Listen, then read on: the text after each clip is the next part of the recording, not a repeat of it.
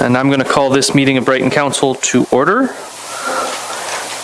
with a motion moved by Councillor LeBlanc and seconded by Councillor Anderson that Council approve the October 7th, 2019 Council meeting agenda as presented. Is there any discussion? All in favor? Any opposed? The motion is carried.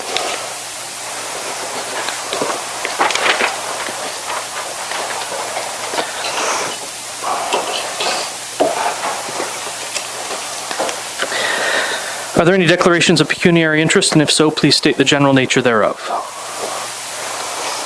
There are none noted. Are there any announcements this evening?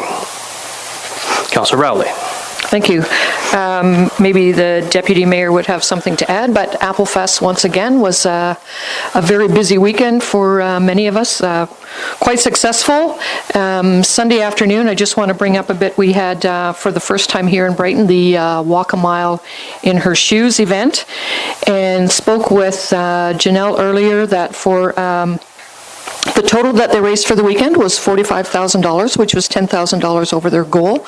However, and Brighton raised $800. So for the first time, that was pretty good. I think next year we can beat that mark, but for our first time out of the blocks, it was good. So congratulations, and let's do it again next year.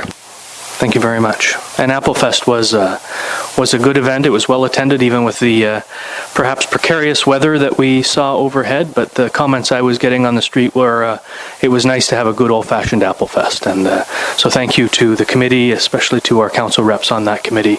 Your work is appreciated, and the committee's work is appreciated. Are there any other Could I just ask that we also thank our staff, because there's a lot of work that our staff does, both Parks and Rec and Public Works.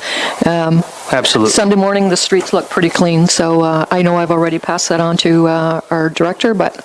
And those were the other comments I was getting on Sunday. It's amazing. We had such a crowd on Saturday, and you wouldn't know anything had happened by Sunday morning. So amazing.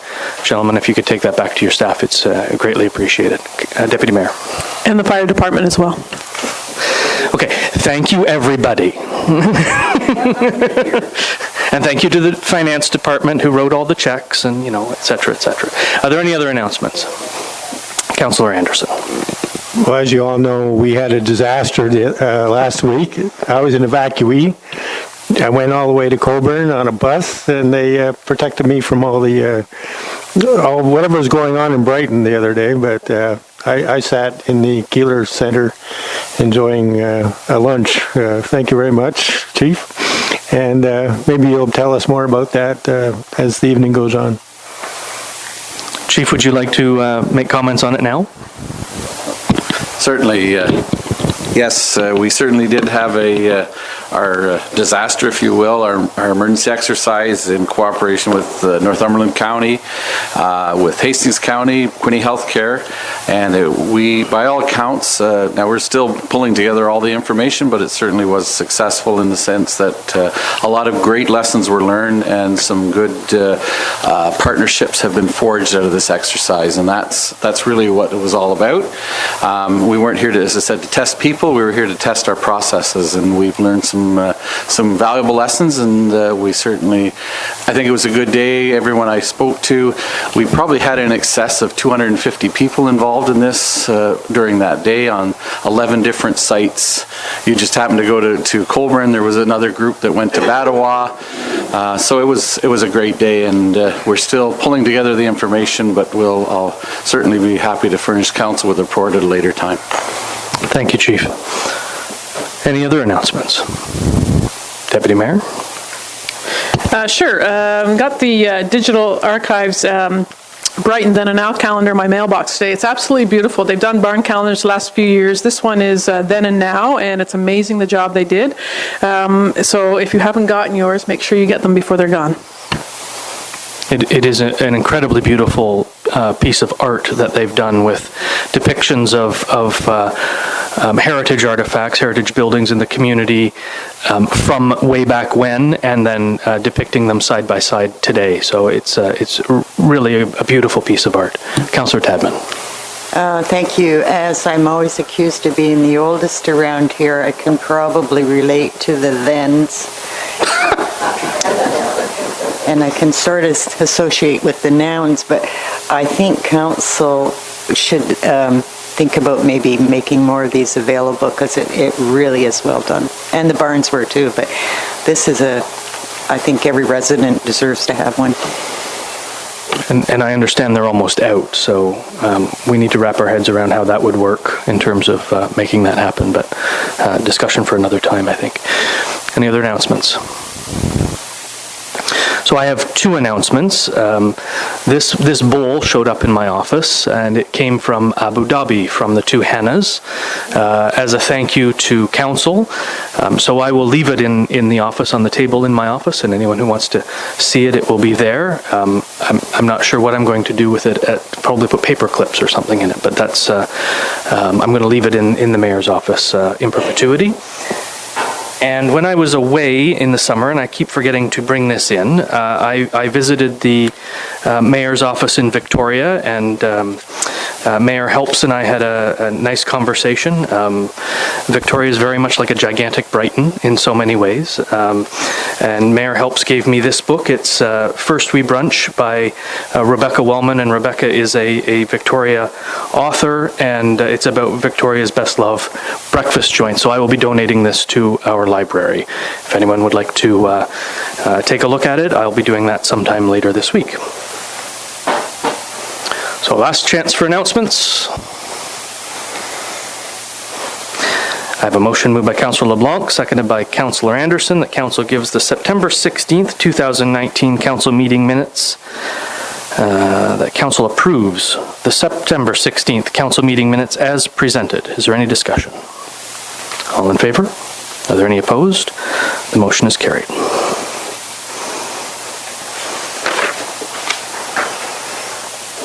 There is no statutory public meeting this evening, so we'll move into delegations. Our first delegation is Nancy Ironside regarding parking issues along Main Street. And Nancy, if you're...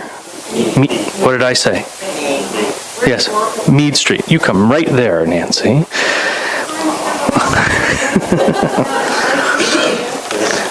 Oh, I won't take long. So Thank you very much.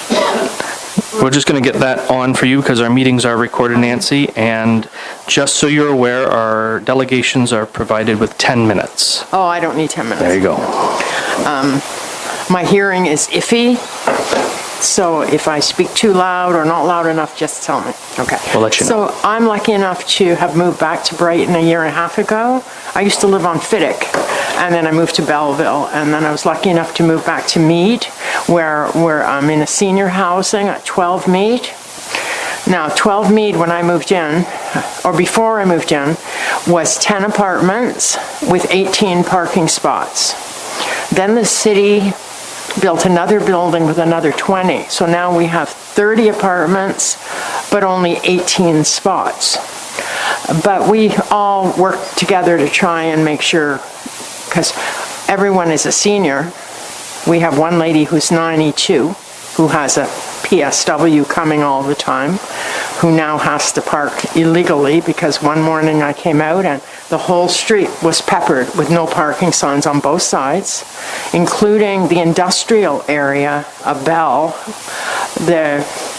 I must say that sometimes in 4 or 5 hours you won't see one car go down that street. So there's absolutely no justification for having no parking on the street. When you only have 18 spots, that means you can't have a guest. VON, I just got out of the hospital. There was nowhere for a VON to park. So I had to take my car and park illegally so that a guest or VON or PSW or yourself, you want to come over, you have to park in front of the big no parking sign. Every year in the winter, the plow comes and makes us move all our cars. So you have 18 cars moving onto the street, going where? Sobeys. We have one man permanently in a wheelchair, a couple in electric scooters, and half a dozen in walkers.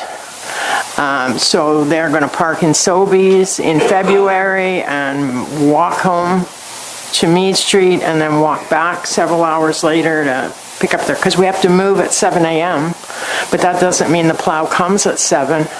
He may come at noon. or 6 people. We don't know when he's coming. So we have to move our vehicles, but we have people in the building who aren't. I'm capable of doing that, but we have people in the building who are not capable. I also want to mention that every house on the street, there's only about 10 houses between Main Street and Chapel. There've been a lot of suggestions that Chapel should be one way, but that's another story. There's only about 10 homes. Every home except one has multiple parking spots. One gentleman has like 6 cars, always in his driveway. Another man was getting his roof fixed, and he had to have the company, all the workmen were parked on his grass, because even if you wanted a quote for your roofer can't park. Your roofer's got to go on your grass. So I think I don't know how it came about. We were not consulted. We just walked out one day and all of a sudden you couldn't park. Now, when I was in the hospital, having a guest got me out of bed. I was in a bad way, and I was in Kingston General, and I had a friend come from Belleville and get me out of bed. And without her, I think I'd still be there. So when you're getting older, and especially if you're ill, and we have several who are very ill, having a guest occasionally is very important. So there is no solution for us to have a guest, even for a cup of tea. So I really appreciate it if you look at it and maybe make some kind of I'd like to know how it happened and why it happened, because I can't in a million years see a justification for that. Now, Chapel that's a problem. If it was one way, it would solve that problem, but we don't have that problem. We can go hours and there's no vehicles on our street. Is there anything I've missed there, Sam? I don't think so. No? Okay, well, that's just the main problem, that we have a lot of elders, 30 of us, and only 10 homes. So all of those homes have multiple parking, and we have nothing. So we need something on the street. Okay, and that's about it. Thank you. Okay? Thank you very much. Before you go, I hope it made sense. well, I'm going to ask members of council if they have any questions of clarification for please. you. Okay. So I'll open the floor to Well, there's members some of council. pictures. I sent some pictures. Yeah, of we got the street, pictures. and there's nothing there. We got the pictures. Councillor LeBlanc? Through you, Chair, thank you very much for your deposition and coming here, and thank you for giving the thing, because this brings it up to all the members of council, a problem that's been created, not only for you, but the man that needs dialysis, and he can't get anybody to park, and now they got to get him out. And Life Labs. And Life Labs and stuff to come and take the bloods of the seniors and some of the other homeowners. And while I was there walking the streets, a lot of other people came out, because you're the one that gave me the first call on what happened on Main Street, that I tried to find out what happened. And I think I explained it nice what happened. He went to the police association a couple of years ago because of the complaints about excess parking, unfortunately, parking on the streets, and the people that did those complaints don't live on that street anymore. But now you get the parking on both sides. It would alleviate the problem if you just had no parking on one side. At least you have one side. That would be fine. That you have one seat. Yeah. But the other thing we have, it's a narrow street, like I explained, and with the telephone poles very close. But it is a problem now for all the residents, now that there's no parking signs have done, because it does create a huge problem for you all. Yeah. And I'm glad you came and told your story, because you told it a lot better than I could have. Okay? Oh, okay. Thank you. And I know the rest of council will deal with this. Okay, yeah. Councillor Bateman. Thank you, Mayor. I don't know if this is the appropriate time. Would we be able to get the fire chief to speak to whether it was a safety concern with the narrowness of the street? Now would not be the appropriate time. I'll open the floor to questions when I read the motion, and then you can ask for comments. This is just to ask the delegation if have any questions of clarification before we let Ms. Ironside go back to her seat. Councillor Rowley? Thank you. Just some of your comments, I think the concerns need to be taken up with the county, as I believe those are county subsidized housings, right? As far as the Northumberland. Yeah, with the snow plowing and everything. Yeah, the snow plowing and everything. I don't think that comes under our jurisdiction anyway, right? So the parking would be our issue, but not what goes on in the parking lot. Exactly. We're Right. only dealing with the street. That, for instance, if you want to come over now and visit, I don't have a place to put you. Yeah. You have to park at Sobeys and hoof it over. The delegation is with regard to the parking on Mead Street, and she mentioned, of course, that issue is made all the worse when the 18 parking spots are vacated for snow plowing by the county's contractor in the winter. Councillor Tadman. Even if there were parking spots that had like a limit, 2-hour limit or something like that, but now there's no spots at all. Yeah. This has been a problem even for you residents lots of times without the parking on Main Street. Right.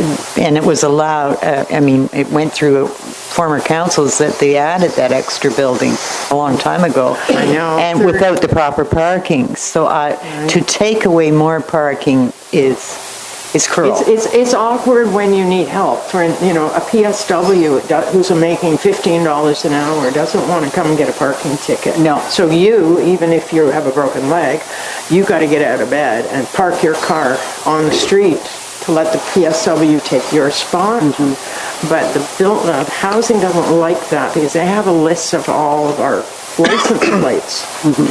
So it's not bad if it's Life Labs or something because they're labeled, Mm-hmm. But it's awkward. Mm-hmm. We need something so a guest can come, or PSW or VON. Absolutely. Yeah. Because there's not enough parking for the 30 residents that are there. Barely. Yeah. Yeah, but we don't park on the street. We don't congest the street at all, even when there was parking. Right. So I'm taking over my time. Your time is good. Now it's our time asking you. So I'm not going to penalize you in any way. There's no fine. Yeah. Are there any other questions of clarification before I read the motion? Councillor LeBlanc. Thank you again. And when this happened before Arts on Main, and before it happened, I talked with the mayor about this at Arts on Main when we were at the PAC about the problem with these signs appearing, and there was no notice given to the citizens that this was going to take place, and the problems that it's caused for you. So I have brought this up to the mayor, and I'm glad you came on council and and gave your deposition. It cause a grief for people who are virtually immobile and need people to come in and help them. You did a great job explaining it. Thank you very much. Thank you very much. Okay. Thank you. I appreciate your time. We appreciate you coming. No, just you can leave it. We have another delegation coming. So thank you. I have a motion moved by Deputy Mayor Vink, seconded by Councillor LeBlanc, that council receive the delegation from Nancy Ironside regarding parking issues on Mead Street. Is there any discussion? Councillor Tadman. I think we should move on it, and I'm not putting the blame on anybody for the parking sign, no parking signs, because staff may not know the difficulties there, but now that we know, I think we should move on it and as quickly as possible get them taken down so these people could have parking. Deputy Mayor. Thank you. I'm just wondering if I'm able to ask staff if there's a reason why we went that route. It was. I want to hear about it. Council in the last term did make a number of the streets in that part of the community no parking on both sides because of snow plowing and emergency services concerns. Mr. Parkinson, you have a comment? Yes, I understand from the bylaw officer that this was put in force in 1990. No parking on both sides, and I understand that he switched out the signs for new signs, which might be much more noticeable. He probably added a few to adequately sign both sides, but it's been in effect since 1990. Councillor Anderson? So we can ask a question now? Yes. Why can't it be just one side? I don't think I can answer that at this point. I think it needs to be evaluated. So if we want an answer to that question, I would suggest that we add and refer to staff for a report. Let's do that. So that's the Deputy Mayor's motion. Are you okay with that? And Councillor LeBlanc, you've seconded. Are you okay with adding that? Yes, as long as it's in a timely manner. That's right. Put a time limit on it. The last time we put a time limit on it, that thing got done, but we almost didn't get our hydro in the industrial park signed and documented because things got dropped to get that thing done. So, But I understand. I know. May I speak Yeah, then? go ahead. But these same people are depending on services that they're not getting at this point. And they're not asking for a special favor. They're not getting the people there that they need to see them. And nobody that's on dialysis should have to suffer and somehow get their car parked somewhere else so that somebody can come in and look after them. So, and winter's coming, and it's going to be a lot worse then. So I think as soon as possible. So what we've got is then further that we refer the matter to staff for a report. Is that what you want it to read, Deputy Mayor, as the mover? Are we able to say a report in November or a November meeting? That's not putting too much. I don't know. I understand what Councillor Tadman is saying. It's something that we kind of want to. If we're going to change it, it'd be great to change it before winter because that's when the real issue is, and we don't know when winter is coming. But through you, Mayor, it's an issue all year, but especially in the winter. Well, yeah. And the snow has been flying out in Alberta, could easily fly here very shortly. Mr. Councilman, do you see anything detrimental if we put by the second regular meeting of council, but November meeting of council? My only comment. Your mic's not on, sir. My only comment is that as we bring forward notices of motion and new issues, we have the same number of staff members. We have a work plan associated with each staff member, and something's got to give. We can't do 53 things on the work plan and then add 12 and expect them done in 3 weeks or 4 weeks or 5 weeks. Something's not going to get done, and my concern is we've got a strat plan in place. We have work plans in place. We've gone to the community. We've asked you as a council what the priorities are, and we're following through with the priorities. I think what we need to understand is if we're changing the priorities, that's great. But something's got to give. Something's not going to get done as a result of new initiatives coming forward. Councillor Bateman. I just had a quick question because I'm not quite sure. When's the winter parking restrictions come into effect? It must be soon. November 1st, I believe, 15th. Councillor Tadman.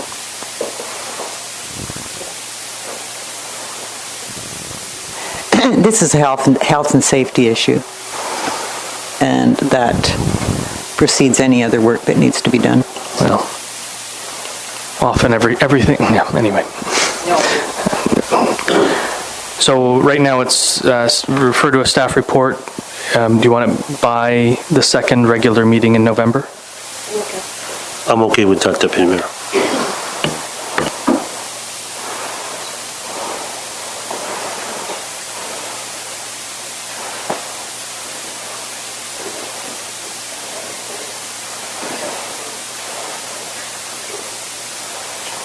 Is there any further discussion?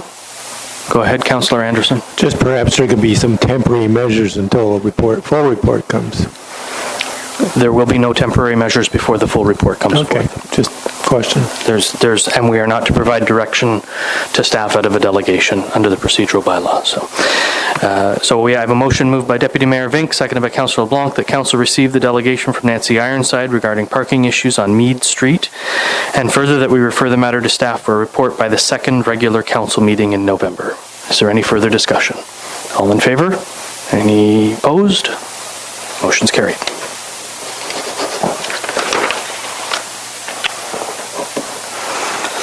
Our second delegation is from Rachel Edwards on behalf of Carol Beauchamp, the Executive Director of Rebound Child and Youth Services for Northumberland. Rachel? Okay, so we have the actual Carol Beauchamp here. Thank you. Welcome, Carol. And again, delegations are provided 10 minutes. Thank you. Thank you very much. There you go. Okay, thank you. Thank you, Mayor and members of Council. I'm pleased to be here this evening, and thank you for this opportunity to share a little bit about Rebound Child and Youth Services and the services that we provide across Northumberland County. As well, the reason I'm here this evening is to extend an invitation to the members of Brighton Council to join us in supporting mental wellness for children and youth across Northumberland County by walking or running in our 5th annual Kilometres for Kids run, which is being held at Presqu'île Provincial Park on Sunday, October 20th. So this is the 5th time we've had the run at Presqu'île Provincial Park. But first, I'd like to share a little bit about our organisation. I don't know how many of you are familiar with Rebound Child and Youth Services, but we are a not-for-profit charity, and we've been serving Northumberland County for over 20 years. At the centre of everything we do is supporting children and youth to become the best that they can be. We believe that having a strong, well-balanced foundation is the key to future success. Rebound is proud to serve the children and youth and families with accessible services throughout Northumberland County.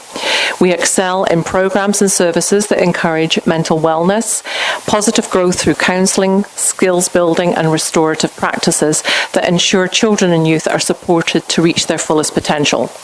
Our offices provide a safe and welcoming and non-judgmental space for youth to visit, and we are located in Coburg, but we do support young people at community hubs throughout Northumberland, including Brighton, Colburn, Campbellford and Warkworth and Port Hope. It's our goal to support children and youth and their families to develop the capacity to move through some of life's challenges. In the last 5 years, we have increased the number of young people we serve with complex mental health needs by 144%. In fact, in the last 6 months alone, we have served over 1,000 young people and their families, and we are well on our way to tripling the clients we serve. We've expanded our space in order to meet this increased demand, as well as partnering with other community agencies such as Northumberland Hills Hospital, Mental Health Team, Cornerstone, 5 Counties, Kinnerk, the YMCA, and the Ontario Provincial Police Service. How do we do all this work? We have a dedicated and professional staff team of 13, which includes counsellors, child and youth workers, as well as teachers who provide individual services, group programmes, which include mental health supportive services, literacy and learning help, and youth justice diversion, parenting programmes, support groups, as well as trusteeship programme. Our mental health services include one-to-one counselling and skills building, as well as group programmes that offer unique personal development opportunities through counselling, social skills building, and emotional self-regulation, developing strategies to overcome anxiety, depression, as well as developing concrete life skills. We have over 70 volunteers across Northumberland County who work tirelessly to support the young people to develop their personal strengths, skills, and resiliency to reach their fullest potentials. Our volunteers include our terrific board of directors, our Youth Justice Committee volunteers, programme volunteers, guitar lesson volunteers, reading and tutoring volunteers, and mentorship. And we serve over 130 young people with our literacy programmes each year. And I just want to read you a testimonial. As a parent of a teen who is currently accessing your services, I just wanted to take a moment to express my sincere gratitude for the amazing work you do with children and youth in our community. Having been dealing with my teens' emerging mental health issues for about 18 months now, I feel such relief that we have discovered your agency, and particularly we had such great fortune to connect with Angela Hearns. From our very first meeting, the people and physical environment at Rebound made us both feel welcome and safe. After trying many different approaches, including other counsellors, social workers, EAP programmes, psychiatrist, family doctor, my team has finally made a positive therapeutic connection with Angela, and not only looks forward to appointments with her, but also wishes appointments could be more frequent. Angela has normalised my teen's experiences of anxiety and depression while encouraging my teen to challenge his anxiety brain with a variety of tools, all while providing a safe, caring and trusting environment. I can't tell you how thankful I am for what you've done for my family. Your impact has been invaluable. You've provided us with hope that things can and will get better, and reminded us to look for our strengths in the midst of this struggle. And that was a parent of a 16-year-old youth. We continue to be creative and innovative in working with the families and stretching our resources, but, and this is the reason I'm here, fundraising is increasingly important to help us meet the increased demand for services. This evening, I'd like to not only invite but challenge members of Brighton Town Council to join us by walking or running at our Kilometres for Kids Run fundraising event, once again being held at Presqu'île Provincial Park on Sunday, October 20th. We would like to ask that you form a team and perhaps challenge your colleagues from other municipalities to walk or run in a 5 or 11K to help raise funds to support our valuable programs and services. Every $100 we raise helps a young person reach their personal wellness and life goal. So thank you for letting me share a little bit about our agency. And I hope I'll see you walking or running. Thank you very much, Carol. What time does it start? Registration is at 8:30 a.m. And I have actually brought a package here, and I will leave it with Candace, which has run forms. It also has a lot of information about our agency, which some of you may wish to learn a little bit more about. Thank you. Okay. Appreciate that. Before you go, I'm going to open the floor to members of council if they have questions of clarification for you. Councillor Bateman? Not a question, just a comment. I attended last year's. Unfortunately, I didn't run or walk. If you see me running, something's chasing me. But they do have lots of other stuff down there. Like I know you'll probably have it again this year, the Kilometre for Kids shirts that are for sale to help support and all the other stuff. It's a fun event, so I encourage people to go down and take part or just go down and support and watch. Thank you. Yeah, it's actually a child-friendly, it's not everyone-friendly, it's a child-friendly and pet-friendly event. We encourage people that are doing the 5K, if they have pets, bring them along and enjoy the walk. Right. And as you all know, Presqu'île is quite beautiful and lovely, and it's a great way to work off that turkey dinner a week later. Any other questions for members of council? Councillor Tadman?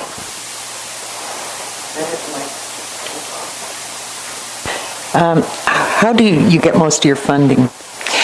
Our funding is made up in a number of different ways. We get about 64% of our funding is provincial funding. Okay.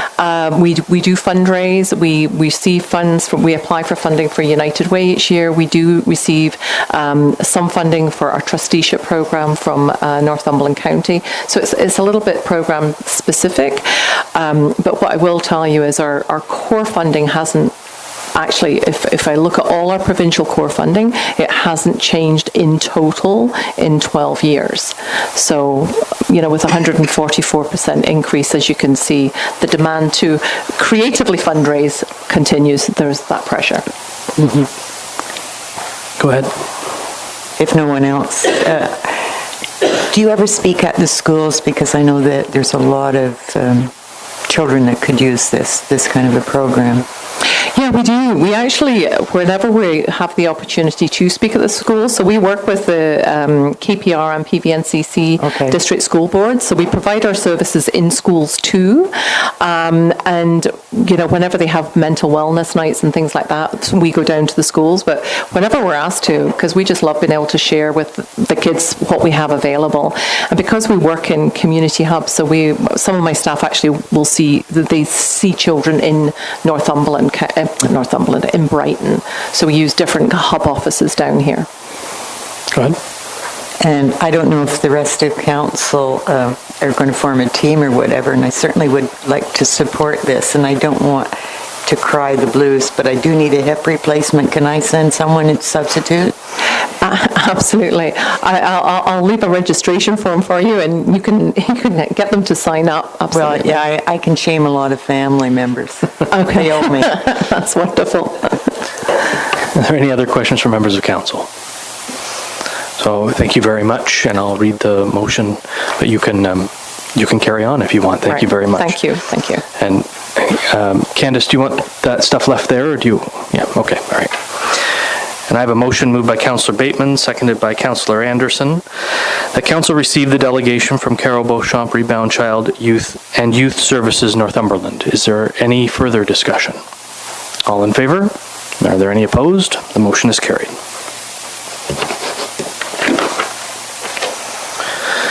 And I believe we have at least one citizen's comment this evening.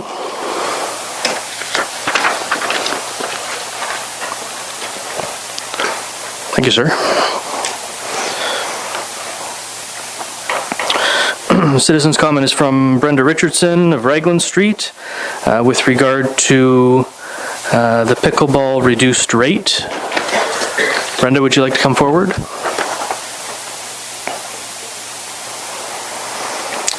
And you have 2 minutes to offer us your comment.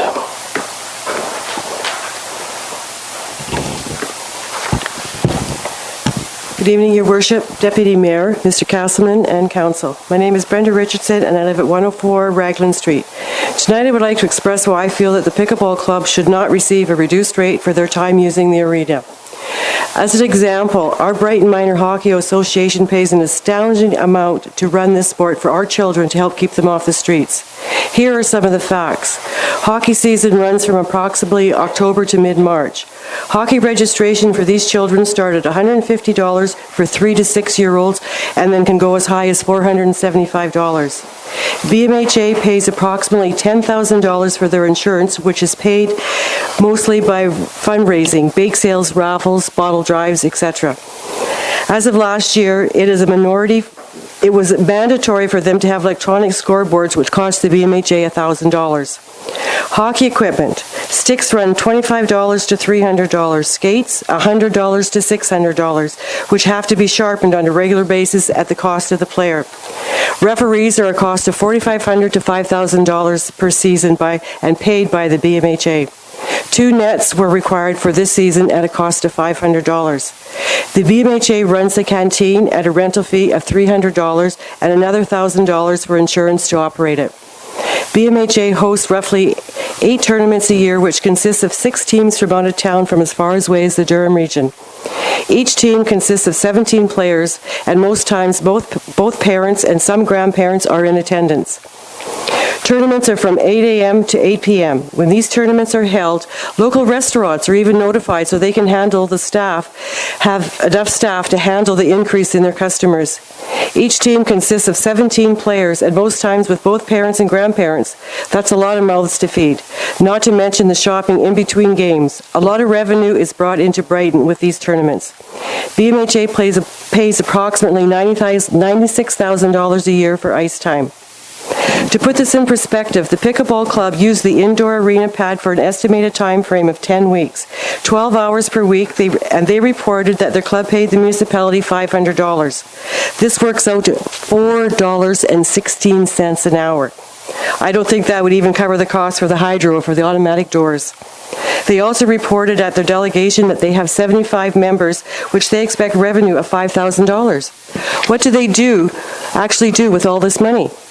The arena is a user pay, and if you give exception to a lower rate to the Pickleball Club, you will be opening Pandora's box to all users, and they will also be requesting and should deserve a reduced rate. Giving a reduced rate to the Pickleball Club is unfair to the others that use the arena and is a slap in the face as the parents, grandparents, children of all ages who work very hard with their fundraisers to keep afloat. They are also here all year, spending their money here in Brighton, not basking in the sunshine as the snowbirds do. Thank you. Thank you, Mrs. Richardson. And I have a motion moved by Councillor Bateman, seconded by Councillor Anderson. The Council received the citizens' comment from the October 7th Council meeting. Is there any discussion? All in favor? Any opposed? Motion is carried. Which takes us into staff reports. Our first report is from our Director of Parks and Recreation with regard to the Pickleball Club request for reduced floor rental rate. Mr. Miller, we have read your report. Do you have anything to add or highlight? No, not at this time. I have a motion moved by Councillor Rowley, seconded by Councillor Tadman, that Council receive the staff report regarding Pickleball Club request for reduced floor rental rate, and that Council provides the Brighton Pickleball Committee with a reduced rental rate of $30 per hour on the arena floor usage. Is there any discussion? Councillor Tadman. That was not, I think I had that scratched out, so take my name off there in the move. You'll have to get someone else to move that. Thank you. Is there a seconder for this? It's moved by Councillor Rowley. I need a seconder for the motion. Anyone? I can second it to get it on the floor so we can discuss it, decide what we want to do. So it's moved by Councillor Rowley, seconded by Deputy Mayor Vink, and the motion remains the same. So is there any discussion? Deputy Mayor. So my question is this for 1 year or is this permanent? Because the next thing we look at is the fees and charges report, which it has it as $55. So that is my question. Is it just a one-time thing? Mr. Miller? No, it would be yearly. So it would be a set price for during the day, like a non-prime price for the floor. And if they wanted this rate next year, they would have to come back and request it again? No. Deputy Mayor, do you have a follow-up? So you said it's a non-prime rate. Why is it a non-prime rate? It could be a non-prime. I mean, we do have non-prime rates for ice time during the weekdays. So that's because there's not a lot of demand. If this group wasn't using the floor, it would be sitting empty. Anything further? Councillor Anderson? I think it's great that we assisted with getting the pickleball going in Brighton, and I think it's fantastic that it's growing as fast as it is. You made a good point there. It's being used during a time that's a downtime somewhat. I know other groups have a lot of expenses that go into their events and organization, and this group may not have a lot of overhead as hockey does and that type of thing, and I don't think that's the factor. I think the factor is it's the facility, it's the rates.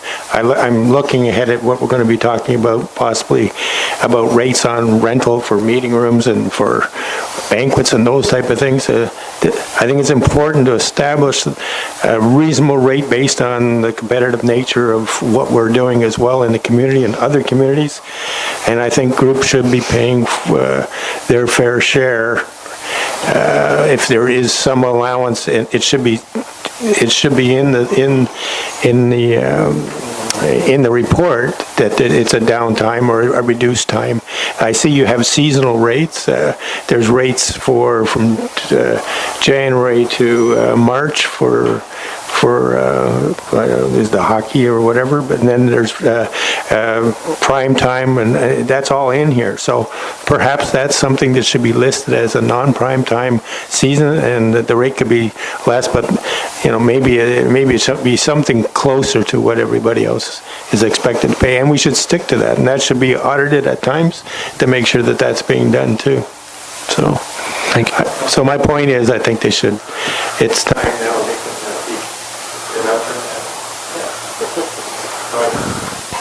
Okay. So I think it's time they, perhaps this year, they start paying their share. Thank you. Councillor Rowley. I spoke with the director just before we started the council meeting, and I just want to make sure, as Jim said, at least it would cover all of the costs for the time that they're there regarding hydro and staff time, as it is. Like you said, it's downtime anyway. Nobody would be using it, but we do need to make sure that all our costs are covered for sure, whether it's hydro or staff to kind of pick up and clean up. So Jim was right on that. I don't know if that should be reviewed maybe first of the year. I'm sure hydro and all of those things are going to go up, so it's going to start, I'm sure, to cost us more. Thank you, Councillor Tadman. We do have a fee schedule that we follow. And I know that the pickleball is growing in leaps and bounds, and I certainly want to support it. And we did support, first of all, with the one at Gosport, and now this. But like all the other groups in this town, they fundraise for anything, any extra expenses. And so I think, in all fairness, because parents that put their kids in hockey or figure skating or whatever, or the curling club people, they are constantly raising money, tennis club, everybody else does. So if they lack money to pay for their rent, then like everyone else, they need to fundraise. And I know that these people would not want to deny some young child from playing, and that's a lot of what minor hockey and the figure skating club do for those who can't afford. They raise money to get the equipment and get them registered in.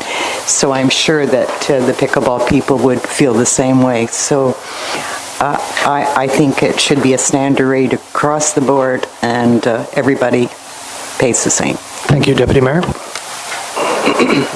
Thank you. I'm just curious, when we talk about these rates that we set, are these covering costs, or do we make money? Maybe, perhaps, I'm not sure if the Director of Finance can answer, or the Director of Parks and Rec. I'm just trying to get a handle on what we're doing. Like, all the other rates in prime time, are we just covering the costs for staff and everything like that? And should this be, the 55 is on our fees and charges report at $55. Is that really what it costs to cover our costs? I'm trying to justify what we're doing. Mr. Miller? It does in the evenings with the extra staff that come in. That's a standard cost that most other facilities in our area charge. You want to reiterate it? Because I'm... And the other part of the question is, so, all our other rates that we charge, is the purpose of the rates to just cover the costs so that the municipality isn't out money, or is it to make a little bit of money? I guess that's what I'm trying to get a handle on. Your microphone, Mr. Miller.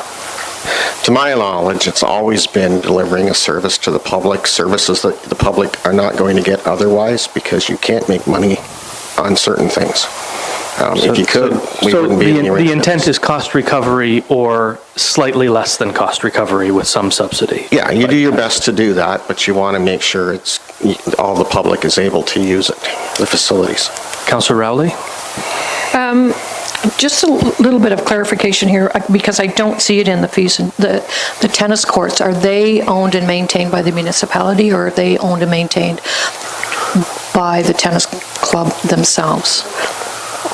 They're owned by the municipality.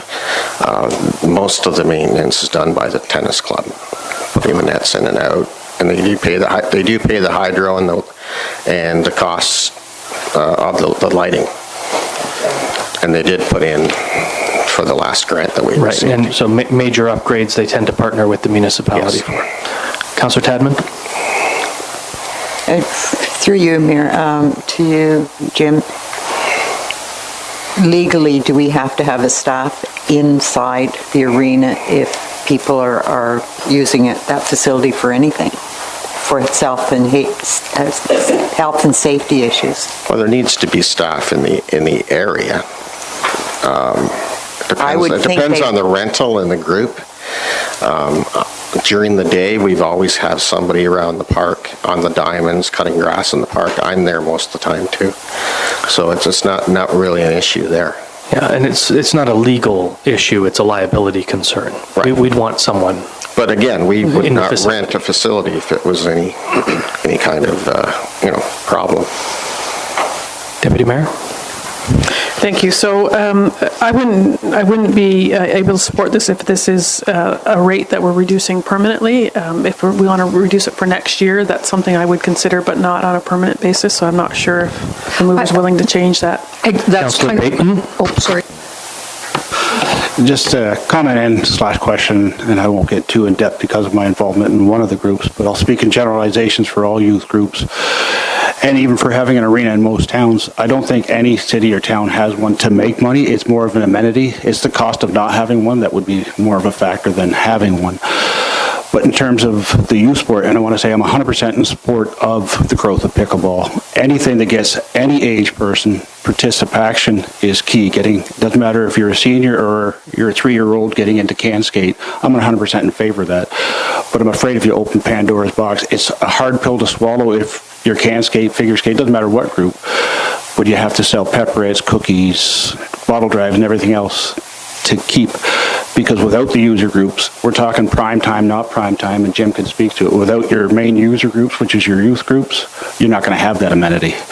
So it's a really slippery slope when you start playing with, because if we price people out, there's really no need for the facility. Councillor LeBlanc. Through you, Mayor, to Miller. One of the things on pickleball, I don't think you have ice out there, so you're not using the ice making machine. You're not using the Zamboni, so you don't need two people. Once they're done, who cleans the floor? Do they sweep their own floor? Does staff sweep the floor? There's also things that getting people out to as many sports and as many activities we have. Probably costs you a lot more than $15 a game to use a ball diamond. But the thing is, you also got to look at the slippery slope of everything that you go to, and you want to get as many people coming. It's a new sport, so like I would like to get as many people out as possible, but you should probably, instead of just coming with $30, you should actually justify that what you're not using, the electrical cost per month and everything that saves, and you only have to have one person versus two to look at those things. But also you got to look at to get people out as a sport. But if you're going to have a flat rate for that space, you got to have a flat rate for that space. But I want to get people out, and the more people that gets out, the more membership you have, you get there. Like Armani Hockey in Brighton is growing. When you look at other municipalities, they're dying. There's a reason for that, because we keep our rates going. We have it this year, like the small kids that I watched skate there and going, just learning, has doubled in Brighton this year compared to last year. And so you got to look at all these things. But if you can justify the cost, that you're not using the ice, using the power, the electricity, because we must pay a monthly rate, that would be easily to justify. But you also got to look at the rest of it.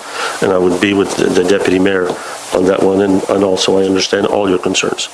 But to me, it's to get the people out. Thank you. Mr. Miller, did you want to speak to that? Well, I thought the $30 was a fair rate. Like you said, nothing else is running. It's just the hydro. And the staffing are out in the park, or I'm in my office. It's not like there's extra staffing being brought in.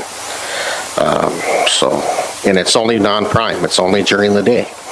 Once 4 o'clock hits, it goes back to the $55. Thank you. Councillor Rowley, did you want to do something with regard to this motion? If I can, I would like to maybe amend the motion, leaving the $30 per hour for May, June, and July to be reviewed at the end of the pickleball season 2020. So can I say for the 2020 season? For the 2020 season. It looks like it's just 3 months that they use it. So, I'm sorry? Go ahead. Do we want to add in there that it's for non-prime time usage? Certainly.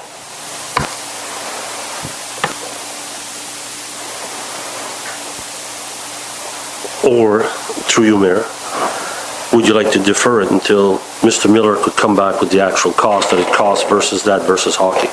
I'm not going to get the actual cost because we have 1 meter, and that runs both the arena and the community center. I can get a kilowatt hourly cost, but I'll never get an exact.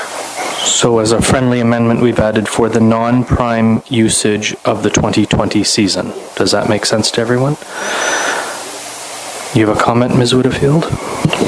I was just wondering if we shouldn't be specific about the pickleball group, and if we should have just altered the fees and charges schedule to say summer arena floor space evening and weekend is $55, and summer arena floor space daytime is $30, no matter what group it is.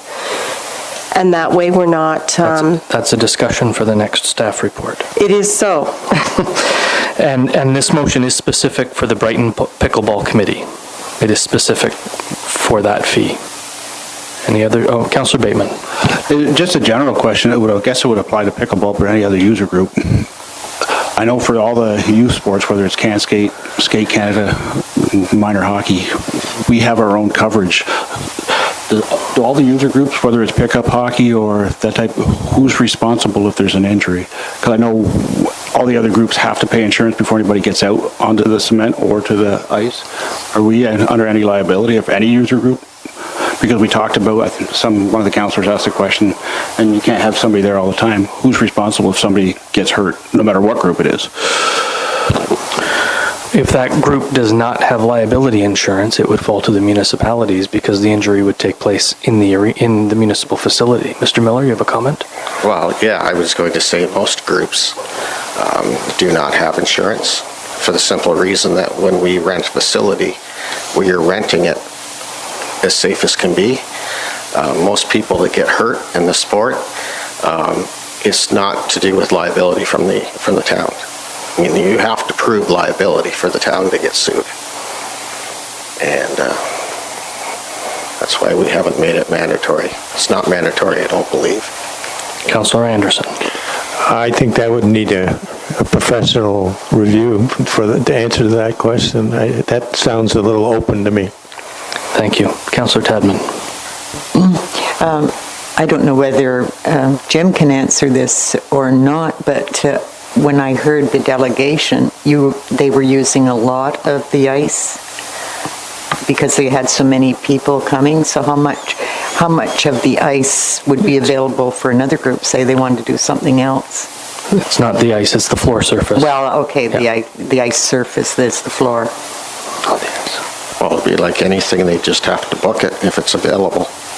I mean, they're only using so many hours a day, so they would be able to use it on it. Yeah, but it's like the hall. Let's say another group came up with another thing that they'd like to do there. How much space would be left for someone else? None, because you can't rent it to two groups. That makes up my mind then completely, because as it was brought forward by Councillor, what's your name over there, Mark Bateman, this is showing preference to one group instead of everybody. And I don't know what else. Pickleball, I didn't even have a clue what pickleball was until the delegation came here. But some other group might want to use the ice. But now we're saying, no, we're going to give a reduced rate for one group. That's not fair to anybody else that might want to use it during the daytime. I don't care if there's not an extra hydro and everything. It's not fair to anyone else. Councillor Rowley. Well, I think part of the earlier discussion is that we can certainly discuss that under the fees and charges, but it would just be like the community center. If carpet bowling's going on, we're not going to rent it to anybody else either. It would be just a scheduling issue more so than, and if somebody wanted to use it on the off hours before in the non-prime area, they could schedule something when pickleball wasn't there, I guess. Councillor Bateman. Sorry, this will be, my big concern really, or my major concern is the liability, because we're here, we have to protect the taxpayers' dollar. And I'll give you an example. I'm working with the NHL alumni and doing the NHL alumni game. I'm going to be at the Quinte Mall on November 7th or 8th and 9th. For me to be there just to sit on a stool in a kiosk, I had to show that I had $2 million liability just to sit on a chair because they want to have their backside protected. So I put a rider through our executive on our insurance on the canteen to do that. And that's just to sit on a stool. So I would hate to see somebody twist an ankle, no matter what the group is, as long as we're protected as a municipality. Councillor Anderson. I agree with Councillor Bateman. I think the liability has to be researched and a decision made on that. So that's number one. And number two, it is the fact that it's non-prime time. Maybe we can have a rate that's good for everybody. Pickleball, anybody, a non-prime time, and whoever books it first, that's who has it. Deputy Mayor. Thank you. I do agree that if there's going to be a non-prime time rate for one, it does need to be for everyone. Totally agree with that. On the question of liability, which actually has nothing to do with this motion at this point, I just was wondering if the Director of Finance could talk to us, because we have municipally owned buildings everywhere, and liability is different when they're municipally owned. They're public buildings, right? So we can't have every person that comes into this building, okay, do you check your liability before they can come in the building? And I believe that's why we don't charge these groups that use, because the purpose of the building is to bring in these groups to use the facility. When we have Applefest, absolutely, everyone has to have liability. It's a different situation. So I'm just wondering if you're able to answer, if you know, is this an issue, or is there a reasoning here that maybe we're not aware of? Just to put this to bed. Are you comfortable answering that question? If there was a question, I'm not sure. Well, the question is, the way I heard it is, if we have a group using our facility, should they have liability insurance? And my answer is yes. But that's not our policy. Or is it? Even if we have, well, yeah, there's no specific policy on that.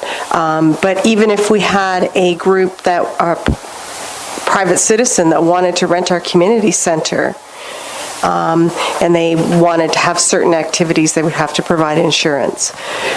And we do that. And we resell it actually as a different policy through JLT. So a group that's actually doing some activity, sports activity, should be providing liability insurance and a certificate of insurance to the municipality. So we should probably look at our policies and come up with one that states that. Agreed. But that is not part of this discussion tonight. Any further discussion on the motion? Councillor LeBlanc. On the motion, I know we're looking at insurance, but I also don't want to go down the field like you can't let the kids go tobogganing because we have insurance and stuff like that. We don't want to go there. We want our citizens to enjoy our sports fields, enjoy our games, and they've always gone and they're participating. So we don't want to carry this too far that people can't afford to come. We want enjoyment, we want exercise for all people, and you want fairness. And so that's why I asked you, can you justify the less cost on the off-season hours? And that would make a huge difference that you're not using the ice machine, you're not using the ice making machine, and a bunch of other stuff, because then you could justify it. And same as I played a lot of sports, I got hurt and I didn't sue anybody, twisted my ankle, but I understand on certain things where liability has to go with insurance. I'm going to call the vote. Does anyone want me to reread the motion? Yes, please. The motion is moved by Councillor Rowley, seconded by Deputy Mayor Vink, that Council receive the staff report regarding Pickleball Club request for reduced floor rental rate, and that Council provides the Brighton Pickleball Committee with a reduced rental rate of $30 per hour on the arena floor usage for the non-prime usage of the 2020 season. All those in favor? Are there any opposed? I'm going to need that again. All those in favor? Those. Can I have a recorded vote, because there's confusion here? Perfect. So a recorded vote is done through the clerk and is started with the in alphabetical order, starting with the person who requested the vote, which is Councillor Tadman. Madam Clerk. Councillor Mary Tadman. Fairness to everyone, would you read the motion again? Because it says 2020 and we're at 2019, so all next season you're saying reduced. Okay. Just for one season. My vote is no. No. Deputy Mayor Laura Vink. Yes. Councillor Ron Anderson. Yes. Councillor Mark Bateman. I just want to clarify, is it for all non-prime time renters? For the Just for the one group? Okay. No at this time. Councillor Doug LeBlanc. I wish he would have taken the option of giving a cost to break it all down. No. Councillor Emily Rowley. Yes. And Mayor Brian Ostrander. Yes. It's carried.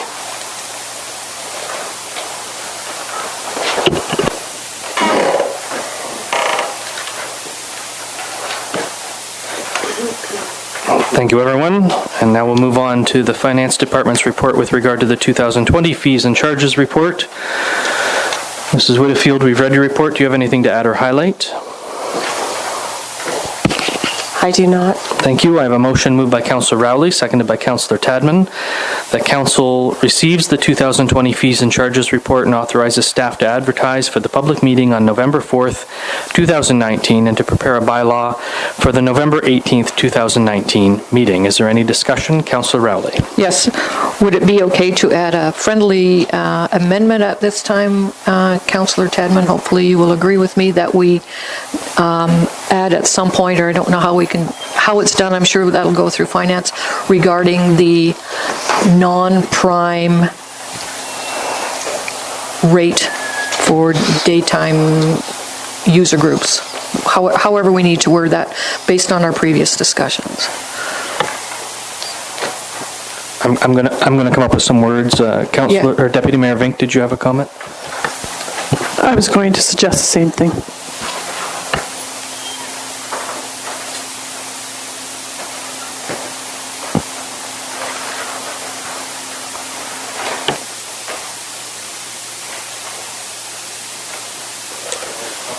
The questions or comments? Councillor Tadman? I understand that it's been passed by council to give them the reduction for next year, but it hasn't given it to any other group that want it at this point. And so I would like to, am I a mover or a seconder there? You're a seconder. I think somebody else that voted for it should second that motion. This is a completely different motion. This is with regard to the greater fees and charges. Sorry, but you're amending it to put this in, right? Only if you agree. That's why I haven't written anything on that. Pardon? It would be for all user groups, Councillor Tadman, as far as the non-prime time rate for summer. Okay, as long as that's the wording in Yeah, that. that's my intention. So here's what I've come up with, and that we add, and further that a non-prime rate be established for all user groups. I can second that. The King Edward Park Arena. You okay with that then? That wording? Okay. Yeah. Is there any further discussion? So the motion is now I've got it right here.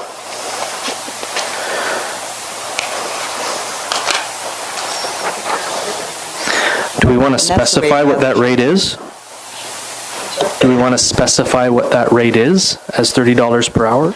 I would suggest $30. That's what we're doing. Pickle Club, we don't need to get it any different for anyone else. Is that why we don't need another report to come forward or be dealing with this in a public meeting? We could just have it come forward as $30 per hour.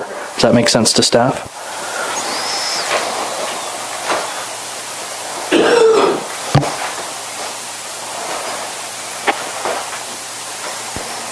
Mayor Ostrander? Yes. This is specific to summer arena floor space? Yeah. Please. So non-prime rate, there's non-prime winter rate too, right? So we need a non-prime summer rate. Mover and seconder okay with that? Sure, all seasons. Let's do spring, summer, fall, and winter. Have different ones for each season. Let's just have 2 seasons. It's Canada. We have summer and winter around here.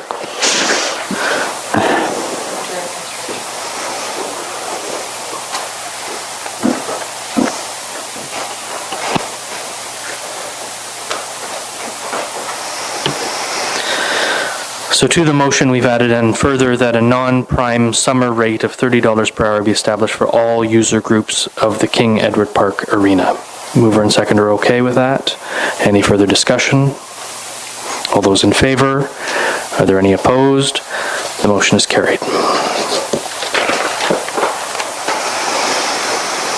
Our next staff report is from the Clerk's Department with regard to plumbing services. Ms. Doran, we've read your report. Do you have anything to add or highlight? No, just to clarify, I put it on the agenda, but it came from the county. Right. Okay. Yep. Mr. Castleman, do you have any comments? Yes, I certainly, it's an agreement that we've had in place for plumbing services across the county. It's a common agreement that each one of the lower-tier municipalities have been involved with for the past 10 years. The expiration date is coming up at the end of the year. I've had conversations with the local CAOs. I've also had conversation with our CBO with respect to the relevant recommendations. So I'm content with the agreement. It's for plumbing services and has been in place for some time now. And specifically, it's plumbing and septic inspection through the county. Councillor Tadman. First of all, I just wanted to say that I think it's worked well for us, and it shared staff person with the county is a lot better than paying a full price for maybe not, somebody that needs to. We don't have that many times that we need plumbing inspections. But do we need to address the attachment from Crammy, or at least discuss what they were proposing there about the fees?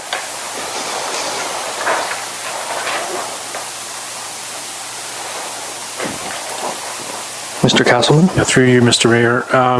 So I think the concerns that were raised by the chief building officials was to ensure that the county, as the lower tier municipalities have to put fees in place that are cover their cost, and nothing more, nothing less, and that's a legislative requirement.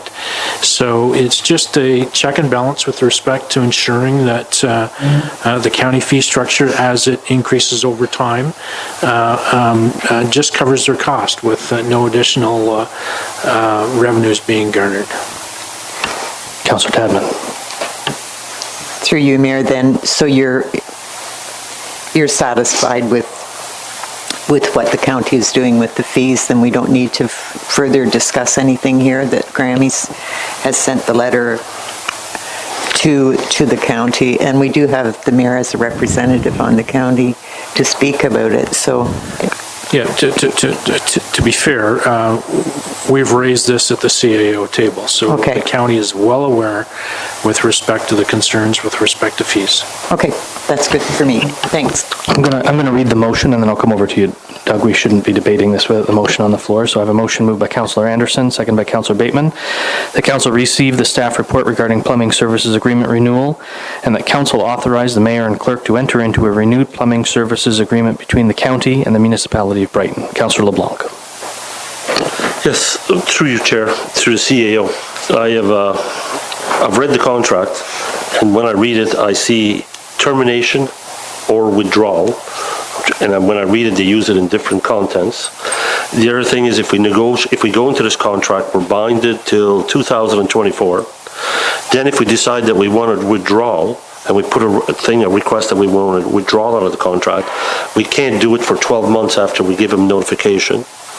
Talking with some of the builders, the plumbers, and the people that use the services, they have a timely response, they come.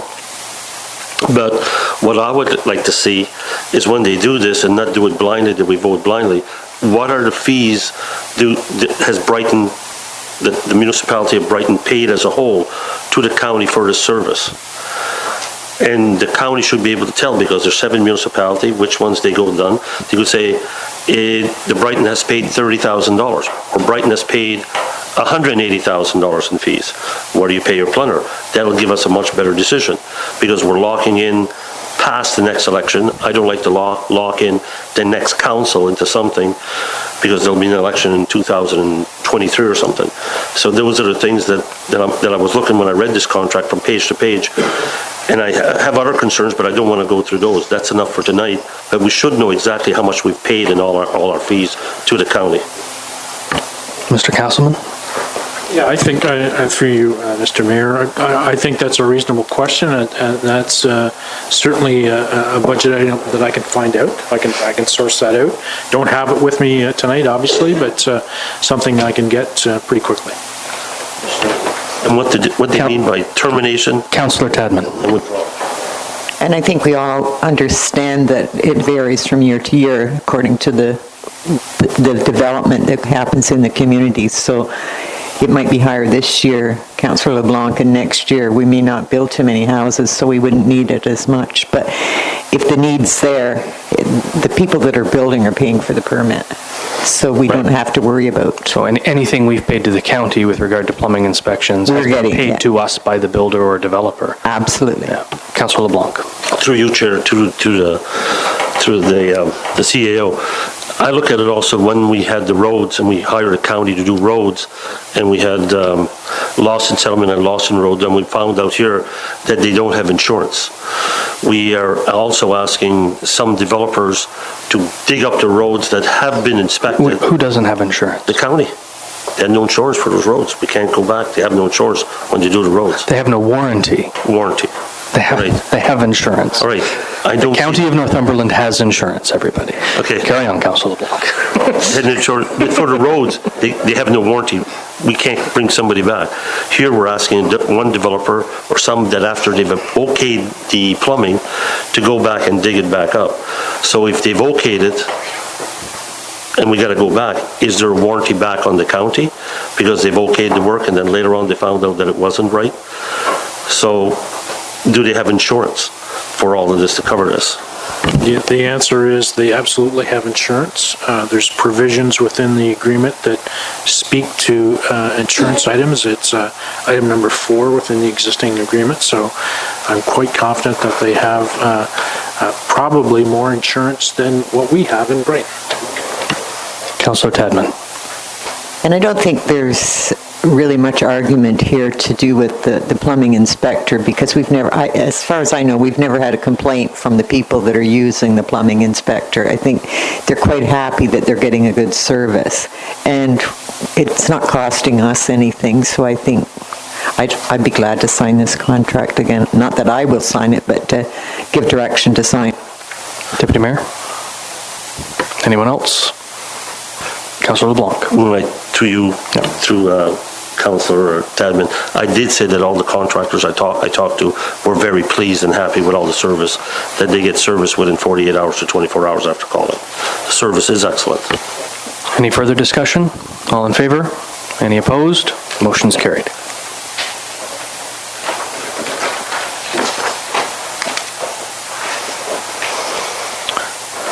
Next report is also from the Clerk's Department, Council Code of Conduct. Ms. Doran, we've read your report. Do you have anything to add or highlight? Not at this time. I have a motion moved by Councillor Anderson, seconded by Councillor Bateman. The Council received the staff report regarding the Council Code of Conduct, and further that Council approve the recommended Council Code of Conduct and incorporate in the Corporation Policy Manual. Any discussion? I did have a question.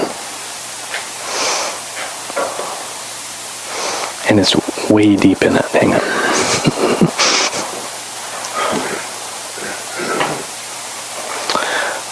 In section rule number 5, use of municipal resources, no member shall use for personal purposes any municipal staff, services, property, equipment. There's no mention of facilities.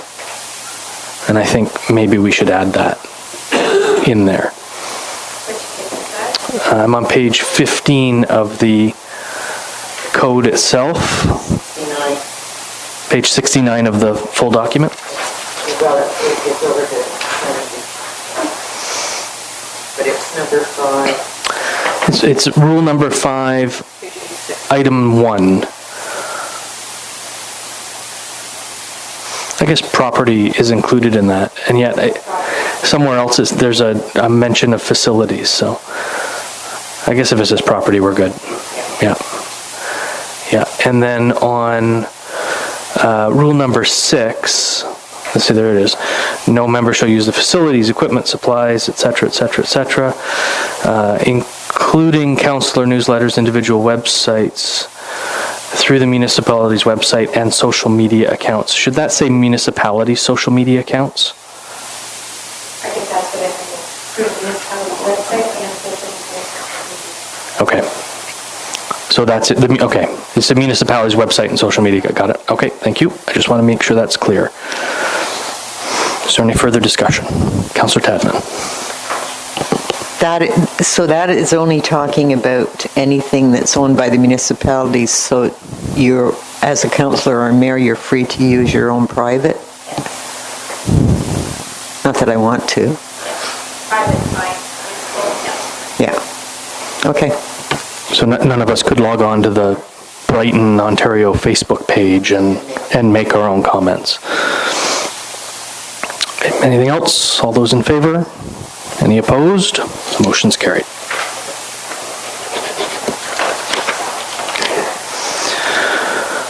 The clerk's been busy. Your next report is with regard to routine disclosure and active dissemination policy. Ms. Doran, do you have anything to add or highlight in this report? No, it just makes our FOI requests a little easier. We get a lot of different requests that they really don't need to have if it's personal information or something that we would normally just give out. Have they settled down a little bit? A little bit. There you go.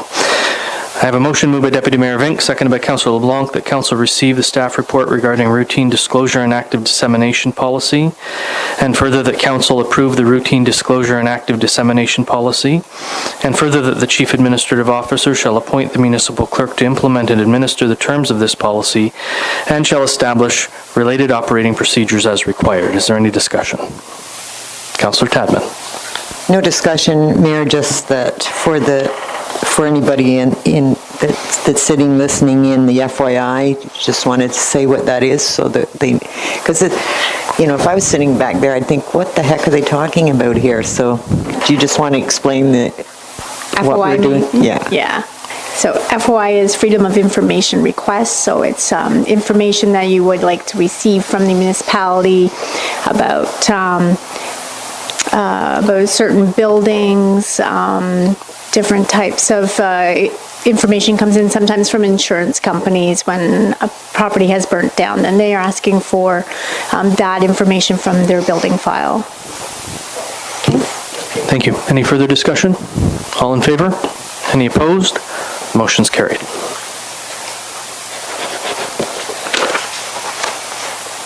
We'll move into notices of motion and motions. And our first is a motion that came as a notice of motion at the last meeting, and it's moved by Deputy Mayor Vink, seconded by Councillor Tadman.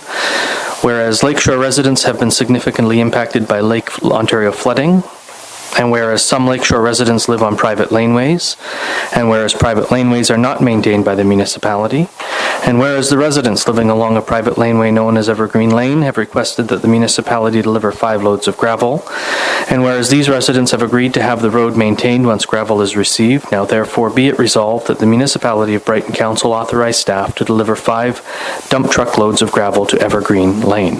Is there any discussion? Councillor Rowley.